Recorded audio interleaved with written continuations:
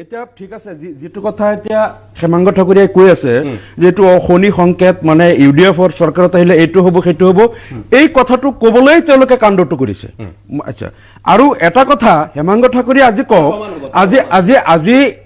আইচিছৰ পতাকা যেতিয়া উঠাইছিল নলবাৰীত যেতিয়া পাকিস্তানৰ পতাকা গোৱালপাৰাত উঠাইছিল ডিব্ৰুগড় চহৰৰ পৰা অলপ দূৰত চৰত যেতিয়া পাকিস্তানৰ পতাকা উঠাইছিল আৰক্ষীয়ে তদন্ত কৰি কাক পাইছিল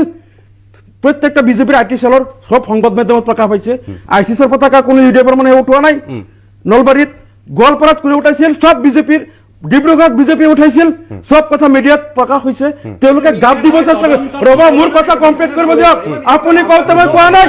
মোৰ কথাটো নহয় সব মিডিয়াত প্ৰকাশ পাইছিল পেপাৰ কাটিং সব মোৰ লগত আছে জনা মোৰ কথাটো কমপ্লিট কৰিব অসমত পাকিস্তানৰ এজেন্ট কোন সেই কথা যি অসমবাসীয়ে জানে আইচিছৰ পতাকা কোনে উঠাই কোনে পাকিস্তানৰ পতাকা ৰবা মোৰ কথা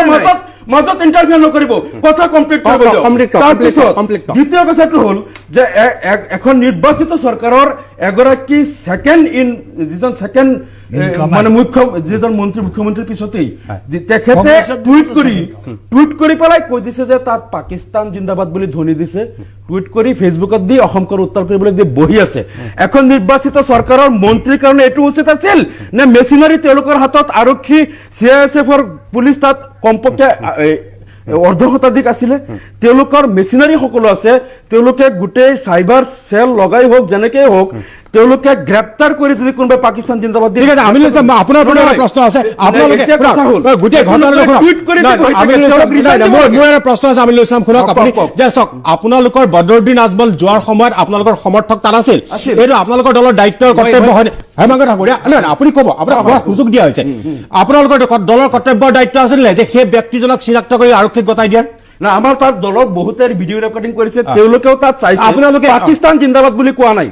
গতিকে আমাৰ দলৰ পৰা আজমল সাহেবে ৰাতিও তাত এই শিলচৰত বহি গোটেই কেইজনে কোনে কোনে ভিডিঅ' কৰিছিল গোটেই চাইছে তদন্ত কৰি গৈছে আজিজ খান জিন্দাবাদটো তাত আছে পাকিস্তান জিন্দাবাদ বুলি কোৱা নাই আপুনি আজি এনেকুৱা